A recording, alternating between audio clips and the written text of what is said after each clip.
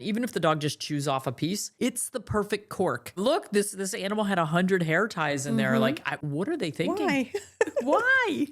I have no idea why. No bones, no grease, none of that bad stuff. If it's not good for you, it's not good for them, and you're not going to eat cooked bones. So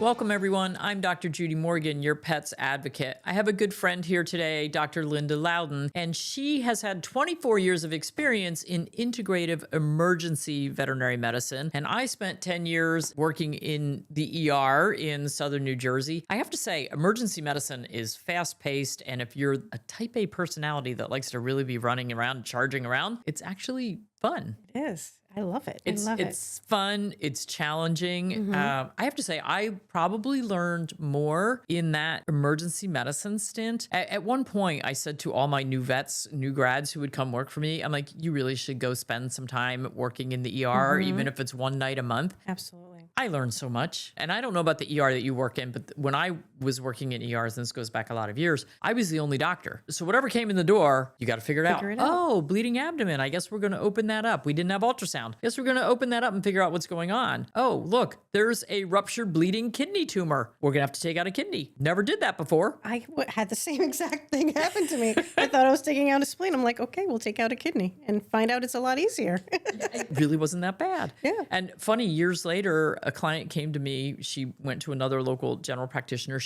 Her dog had a kidney tumor. The kidney needed to come out. She couldn't afford to go to the specialty center. So somebody mentioned me, and she came to me and she said, can you do that? I said, well, yeah, I've done that surgery before. Actually, I can do that. And of course, the price that I gave them was about a quarter what the specialty center was going to be. It's really gratifying when you can help someone out with that. So over the years, both of us have spent a lot of holidays. I don't know about you, but we had a rotating, you get Christmas this year, you get Thanksgiving next year, you get the 4th of July. Like, you're always going to have to do your time. Busiest ER days, yeah. Yeah. And those are big ER days. So let's talk about some of the really cool things that we can help you avoid. If you know what these things are, you really don't want to be that person standing in the ER going, oh, this stinks. So let's talk 4th of July, good summer holiday. What kind of stuff did you see? 4th of July, we'd see heat stroke. Oh, yeah.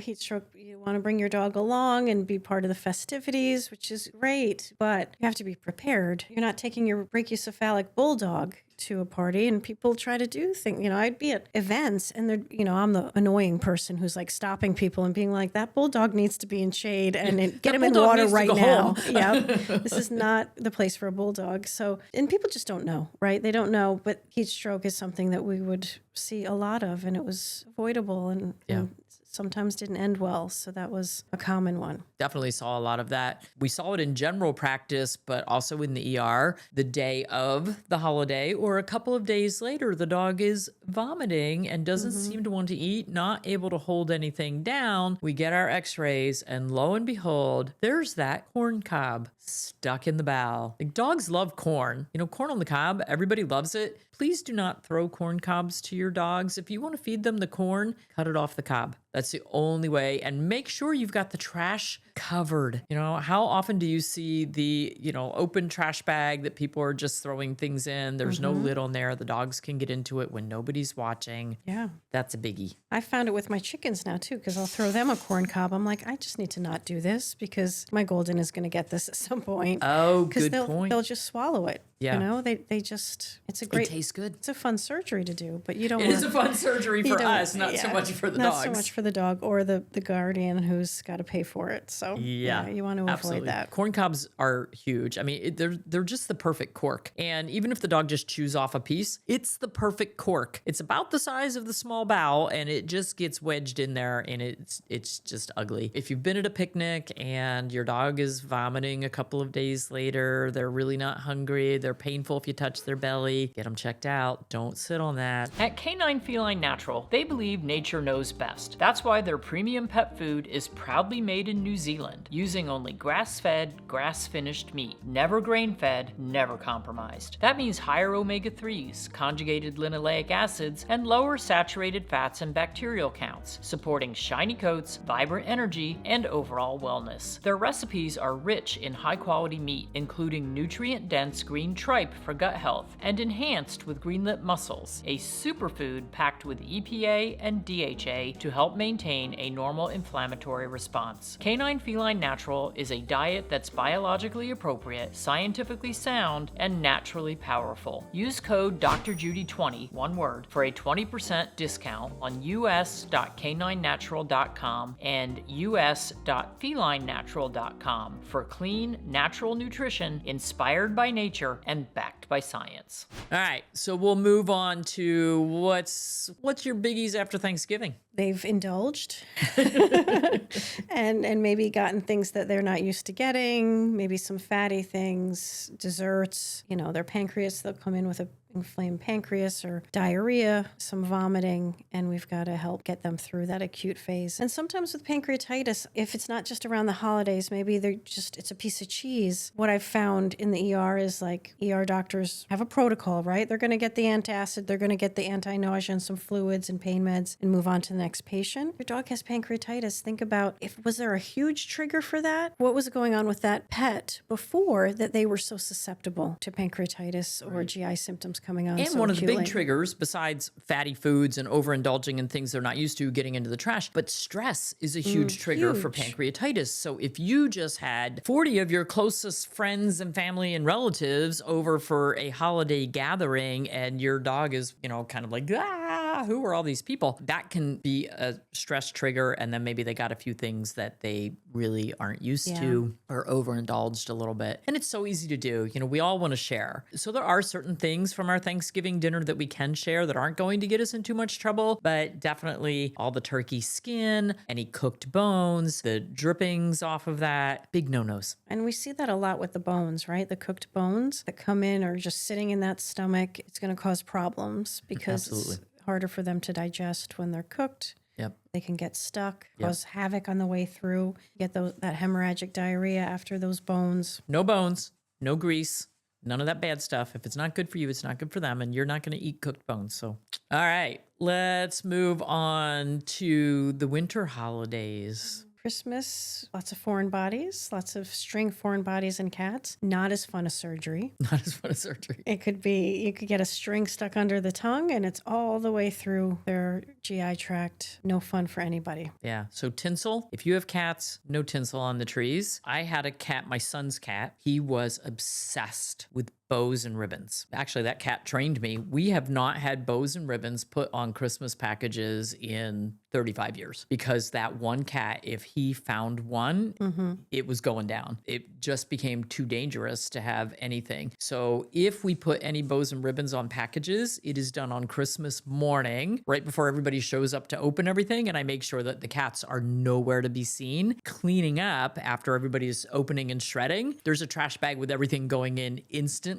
It is not worth the risk. And unfortunately, our cats are so good at finding those strings. Some cats are really obsessed. I had one client, they had the Oriental rugs with a little fringe along the edge. Yeah. And the cat would pluck, pluck, pluck, pluck, pluck until it got a string. And this cat was obsessed with these strings. I finally said, well, your cat's either going to have to not be allowed near those rugs or you're going to have to change the carpet that you have in your house. And I had a standard poodle who was obsessed with pantyhose. Oh, gosh. This dog, we took more pantyhose out of this dog, and those are a really bad linear foreign body because what happens is the panty gets stuck in the stomach and the hose trail down through the bowel. It's no fun. I had a golden retriever, a young golden retriever, belonged to a very nice couple. Luckily, they had a lot of money. This dog, we just threatened we needed to put a zipper in his stomach because we had so many. He swallowed a $10,000 diamond earring, which, we had to go fishing for that. You name it, this dog was, that's a golden, that's a Labrador for you. So the holidays, if you've got, whether it's a birthday, whatever, if there are gifts and ribbons involved, be very careful. Keep an eye on your pets. Make sure that that they're not obsessed with that, because that is a foreign body surgery that is harder for them to recover from. And it can be a disaster, and you're so smart to just make the decision to not have it, right? Because it's not worth the consequences. It is absolutely not worth if it. that happens. Hair ties too. Cats hair love ties. hair ties. Oh gosh, I've taken out a whole stomach full of I was hair going to ties. say, we've all got those pictures Yeah. of, look, this animal had 100 hair ties in there. Like, what are they thinking? Why? Why? I have no idea why. So the other one that we would see, and this goes for like New Year's Eve and also 4th of July, fireworks, guns, loud noises. So we have some animals that are so stressed by that. It can be cats, dogs, horses. This past 4th of July, we were getting phone calls at 1 o'clock in the morning because somebody's horse was in our neighbor's front yard. And of course, everybody assumed it was our horses that were escaped because we were next door. It wasn't our horse. It escaped from another farm over the hill. But so animals get very, very frightened, whether they're farm animals, pets, I mean, even the wildlife. They go to cover on these crazy holidays. Yeah, and then they get in a zone where they just don't even hear anything. Exactly. They're just out of body, not themselves. Right, not themselves. And so in the ER, I had animals that jump through plate glass windows, all kinds of lacerations. They bolt out a door and then they're running in traffic. One of my worst ones was a greyhound that the people had just adopted. And they had the dog on one of those horrible extendy leashes. Yes, So it's a, retractable it's leashes. a big leash handle. And the dog got scared by a loud noise, ripped the leash out of the owner's hand and took off. It's a greyhound. It's running 40 miles an hour through traffic, through neighborhoods.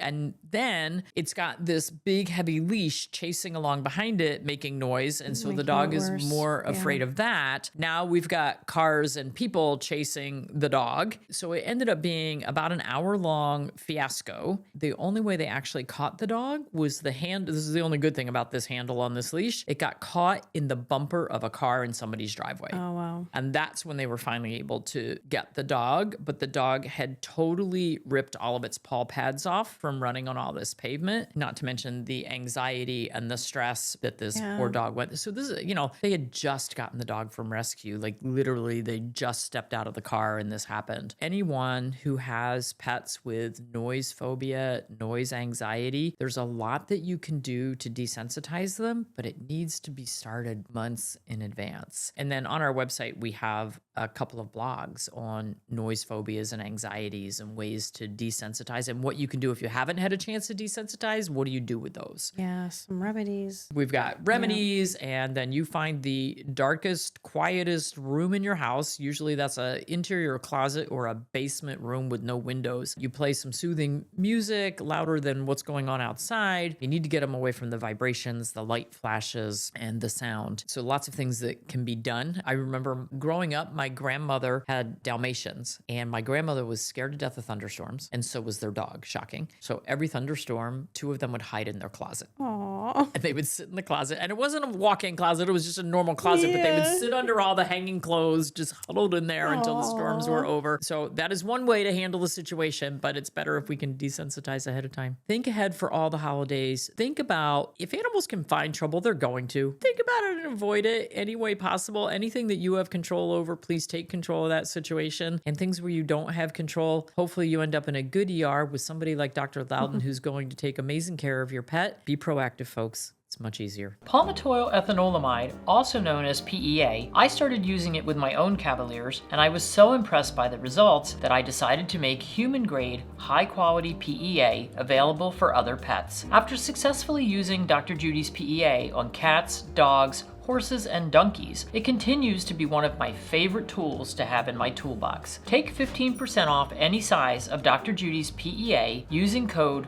YTP15 at naturallyhealthypets.com. That's YTP15 for 15% off any size of Dr. Judy's PEA at naturallyhealthypets.com.